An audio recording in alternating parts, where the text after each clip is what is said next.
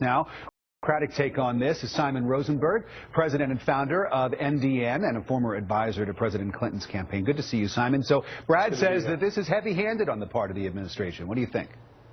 Well, I think that what HHS Secretary Sebelius said yesterday in her letter is that they wanted to clarify, and what the law said is that you can only get these matching funds if you go up to a certain level of coverage.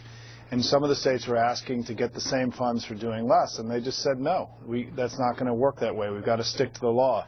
What's also clear, though, in the materials that HHS put out yesterday is they said, look, if you want to cover less people and do some experiments where we match a little bit, we give you full matching for certain targeted groups, we're open to that. They're open to experimentation. One thing that's critical, I think, throughout this whole discussion is that states have choices, right? This is not, they can opt out, they can opt in. The HHS has said, look, if you guys want to do some demonstration projects to figure out how to do it better, we're open to that. But there's some basic guidelines that are going to have to be met if people want the matching funds for Medicaid. Simon, we know how long and confusing this bill was when it was going through Congress.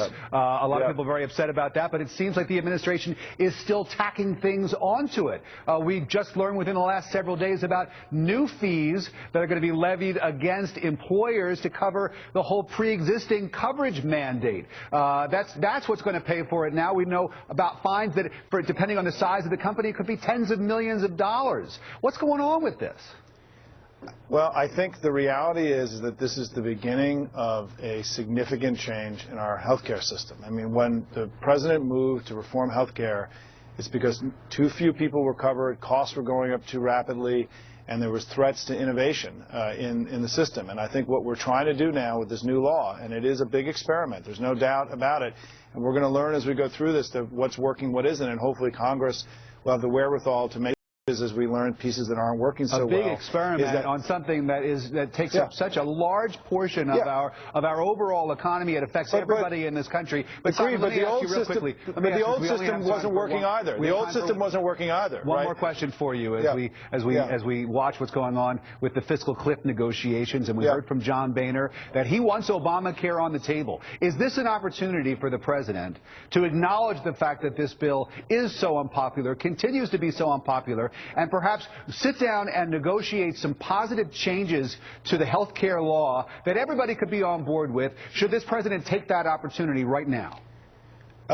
Right now, no, because it's adding too much complexity to a negotiation that's trying to get done between now and Christmas. Next year, I think everything should be on the table, right? I mean, I think that as we look to fashion the budget, whatever doesn't get done in the fiscal cliff, I think that if the Republicans, and the president has said this repeatedly, if they can bring ideas to the table that are going to improve Obamacare, he's going to be open to it. And so I think you're going to see everything on the table next year. But I think want to be clear is that he's not backing away from the health care reform that he pushed so hard for, because the old system wasn't working. We need a better health care system. And remember, this year, the past year, we've seen a decline in premiums and health care costs that we have not seen in a long time. So there's some evidence that this is working. All right. But certainly Congress is going to be coming back every year, making tweaks, making it better as we go along. Simon Rosenberg and Brad Blakeman before him. Thank you both. Sure. Thank you. And coming up next hour.